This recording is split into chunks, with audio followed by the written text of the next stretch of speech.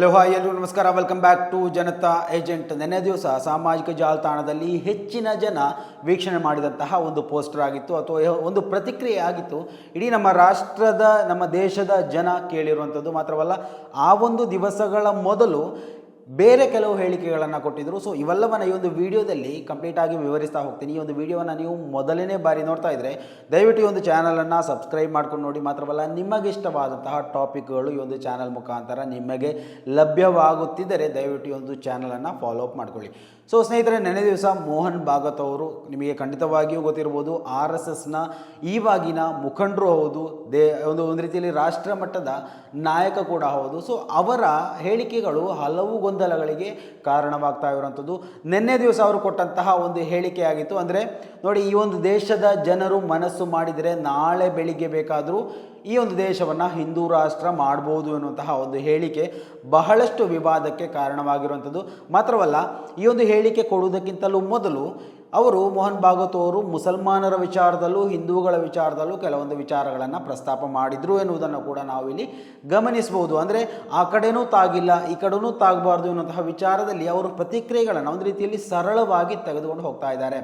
ಮೋಹನ್ ಭಾಗವತ್ ಅವರ ಮೊನ್ನೆಯ ಪ್ರತಿಕ್ರಿಯೆ ಯಾವ ರೀತಿಯಲ್ಲಿತ್ತು ಅಂತ ಹೇಳಿದರೆ, ಇದು ಈ ಒಂದು ದೇಶದಲ್ಲಿ ಮುಸಲ್ಮಾನರು ಕೂಡ ಜೀವನ ನಡೆಸಬೇಕು, ಮುಸಲ್ಮಾನರು ಕೂಡ ಈ ಒಂದು ದೇಶದ ಅವಿಭಾಜ್ಯ ಅಂಗ ಎನ್ನುವಂತಹ ಒಂದು ರೀತಿಯಲ್ಲಿ ಮಾತಾಡಿದರು. ಮಾತ್ರವಲ್ಲ, ಇಲ್ಲಿ ಮುಸ್ಲಿಂ ಸಂಸ್ಕೃತಿ ಕೂಡ ಬೆಳಿಬೇಕು, ಹಿಂದೂ ಸಂಸ್ಕೃತಿ ಕೂಡ ಬೆಳಿಬೇಕು, ಇನ್ಯಾವುದೇ ಧರ್ಮಗಳಿದ್ರೂ ಆ ಸಂಸ್ಕೃತಿಗಳು ಕೂಡ ಬೆಳಿಬೇಕು.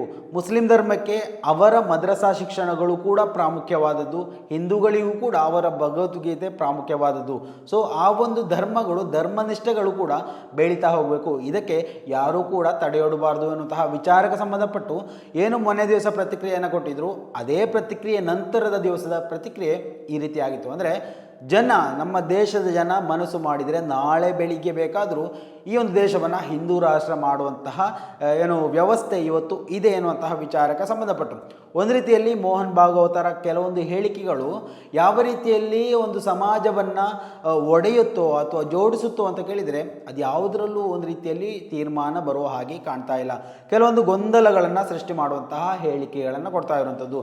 ಪ್ರತ್ಯೇಕವಾಗಿ BJPಯಿಂದ ಒಂದು ರೀತಿಯಲ್ಲಿ ಒಂದು ಹೆಜ್ಜೆ ಹಿಂದೆ ಇಟ್ಟು ಹಾಕಿ, ಅಂದರೆ BJPಯ ರಾಜಕಾರಣಿ ನಾಯಕರುಗಳ ಭಾಷಣಗಳು ಯಾವ ರೀತಿಯಲ್ಲಿ ಇರುತ್ತೆ ಅಂತ ಕೇಳಿದರೆ, ಮುಸಲ್ಮಾನರು ಈ ಒಂದು ದೇಶಕ್ಕೆ ಬೇಡವೇ ಬೇಡ, ಮುಸಲ್ಮಾನರ ಮತ ಬೇಡವೇ ಬೇಡ ಅಂತ BJP ಪಕ್ಷದ ನಾಯಕರುಗಳು ಒಂದು ರೀತಿಯಲ್ಲಿ ವೇದಿಕೆಗಳಲ್ಲಿ ಭಾಷಣ ಮಾಡ್ತಾ ಇದ್ದರೆ, ಅದಕ್ಕೆ ತದ್ವಿರುದ್ಧವಾಗಿ ಮೋಹನ್ ಭಾಗವತ್ ಅವರ ವಿಚಾರಧಾರೆಗಳು ಖಂಡಿತವಾಗಿಯೂ ಹಾಗೆ ಅಲ್ಲ. ಅಂದರೆ ಈ ಒಂದು ದೇಶ ವಿವಿಧತೆಯಲ್ಲಿ ಏಕತೆಯನ್ನು ಹೊಂದಿರುವಂತಹ ಒಂದು ದೇಶ. ಸೊ ಈ ಒಂದು ದೇಶದ ಅವಿಭಾಜ್ಯ ಅಂಗ ಕೂಡ ಅವರು. ಮುಸಲ್ಮಾನರನ್ನು ನಾವು ಹಾಗೆ ಪ್ರತ್ಯೇಕಿಸಿ ನೋಡಬೇಕಾದಂತಹ ಅವಶ್ಯಕತೆ ಖಂಡಿತವಾಗಿಯೂ ಬರುವುದಿಲ್ಲ ಅಂತ ನೋಡಿ. ಒಂದು ರೀತಿಯಲ್ಲಿ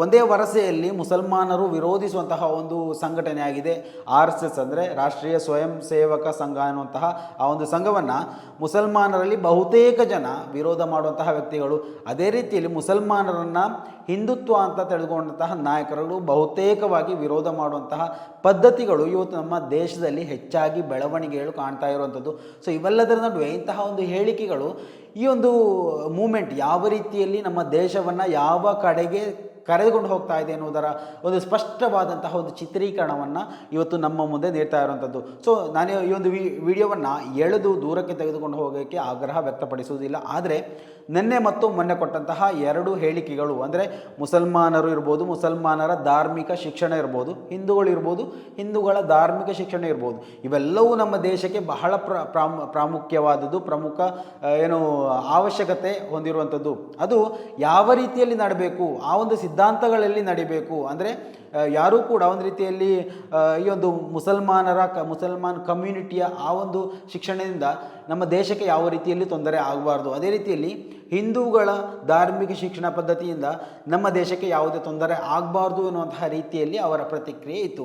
ಅದೇ ರೀತಿ ನಿನ್ನೆ ದಿವಸದ ಪ್ರತಿಕ್ರಿಯೆ ಕೂಡ ದೊಡ್ಡ ಮಟ್ಟದಲ್ಲಿ ಸಾಮಾಜಿಕ ಜಾಲತಾಣ ಮಾತಾಡಿಕೊಳ್ತಾ ಇದ್ದದ್ದು. ಅಂದರೆ ನಾಳೆ ಬೇಕಾದರೂ ನಮ್ಮ ದೇಶವನ್ನು ಒಂದು ರೀತಿಯಲ್ಲಿ ಹಿಂದೂ ರಾಷ್ಟ್ರ ಮಾಡಲಿಕ್ಕೆ ಸಾಧ್ಯ, ನಮ್ಮ ದೇಶದ ಜನತೆ ಇದಕ್ಕೆ ಸಹಾಯ ಮಾಡಬೇಕು, ಅಥವಾ ನಮ್ಮ ದೇಶದ ಜನತೆ ಈ ಒಂದು ವಿಚಾರದಲ್ಲಿ ಮುಂಚೂಣಿಗೆ ಬರಬೇಕು ಎನ್ನುವಂತಹ ವಿಚಾರವನ್ನು ಈ ಒಂದು ಅವರ ಆ ಒಂದು ಪ್ರತಿಕ್ರಿಯೆಯಲ್ಲಿ ಪ್ರಸ್ತಾವನೆ ಮಾಡಿರುವಂಥದ್ದು. ಸೊ ಮುಂದಿನ ದಿವಸಗಳ ಬೆಳವಣಿಗೆಯಲ್ಲಿ ನಮಗೆ ಗೊತ್ತಾಗುತ್ತೆ ಯಾವುದಕ್ಕಾಗಿ ಅವರು ಈ ಒಂದು ಪ್ರತಿಕ್ರಿಯೆಯನ್ನು ಕೊಟ್ಟಿದ್ದರು, ಏನಕ್ಕಾಗಿ ಪ್ರತಿಕ್ರಿಯೆಯನ್ನು ಕೊಟ್ಟಿದ್ದರು. ನಾವು ಹಲವು ವಿಚಾರಗಳನ್ನು ಗಮನಿಸ್ತಾ ಹೋದರೆ ಕೆಲವೊಂದಿಷ್ಟು ದಿವಸಗಳಿಂದ ಮೋಹನ್ ಭಾಗವತ್ ಅವರ ಬಾಯಿಂದ ಯಾವತ್ತೂ ಕೂಡ ಮುಸ್ಲಿಂ ದ್ವೇಷ ಅನ್ನುವಂತಹ ವಿಚಾರ ಖಂಡಿತವಾಗಿ ನಾವು ಕೇಳಲಿಕ್ಕೆ ಸಾಧ್ಯ ಆಗಿರಲಿಲ್ಲ. ಎಸ್ಪೆಷಲಿ ಈ ಬಾರಿ ಕೇಂದ್ರದಲ್ಲಿ BJP ಅಥವಾ NDA ಅಧಿಕಾರಕ್ಕೆ ಬಂದ ದಿವಸದಿಂದ ಮೋಹನ್ ಭಾಗವತ್ ಅವರ ಬಾಯಲ್ಲಿ ಮುಸ್ಲಿಂ ದ್ವೇಷ ಅನ್ನೋದು ನಾವು ಕೇಳಲಿಕ್ಕೆ ಅತ್ಯಂತ ವಿರಳವಾಗಿ, ಕೇಳಿಲ್ಲ ಅಂತ ಕೂಡ ಹೇಳ್ಬೋದು. ಸೊ ಯಾರಾದರೂ ಕೇಳಿದರೆ ಅಥವಾ ಆ ಒಂದು ವಿಚಾರಗಳು ತಮ್ಮ ಗಮನಕ್ಕೆ ಬಂದಿದ್ದರೆ ದಯವಿಟ್ಟು ನಿಮ್ಮ ಅಭಿಪ್ರಾಯಗಳನ್ನು ಕಮೆಂಟ್ ಕೂಡ ಮಾಡ್ಬೋದು. ಸೊ ಇದು ಯಾವ ವಿಚಾರದಲ್ಲೂ ಯಾರನ್ನೂ ವಿರೋಧ ಪರ ವಹಿಸ್ಕೊಂಡು ಮಾಡಿದಂತಹ ವಿಡಿಯೋ ಖಂಡಿತ ಅಲ್ಲ. ಮೋಹನ್ ಭಾಗವತ್ ಅವರ ಆ ಒಂದು ಪ್ರತಿಕ್ರಿಯೆಯ ಬಗ್ಗೆ ಎಕ್ಸ್ಪ್ಲನೇಷನ್ ಕೊಟ್ಟಿದ್ದೇನೆ ಅಷ್ಟೇ. ಯಾಕಾಗಿ ಅವರು ಒಂದು ಪ್ರತಿಕ್ರಿಯೆಯನ್ನು ಕೊಟ್ಟಿರ್ಬೋದು ಅಥವಾ ಅವರ 2 ದಿವಸಗಳ ಮೊದಲಿನ ಆ ಒಂದು ಪ್ರತಿಕ್ರಿಯೆಗಳಿಂದ ಅವರು ಏನು ಯಾವ ರೀತಿಯಲ್ಲಿ ಈ ಒಂದು ವಿಚಾರವನ್ನು ನಮ್ಮ ದೇಶವನ್ನು ಯಾವ ರೀತಿಯಲ್ಲಿ ಮುನ್ನಡೆಸಬೇಕು ಅನ್ನುವಂತಹ ಬಗ್ಗೆ ಕೇಂದ್ರಕ್ಕೆ ಏನಾದರೂ ಒಂದು ಟಿಪ್ಸನ್ನು ಕೊಡ್ತಾ ಇದ್ದಾರಾ ಎನ್ನುವಂತಹ ಬಗ್ಗೆ ಕೂಡ ಇವತ್ತು ಗಂಭೀರವಾಗಿ ಚರ್ಚೆ ನಡೀತಾ ಇದೆ.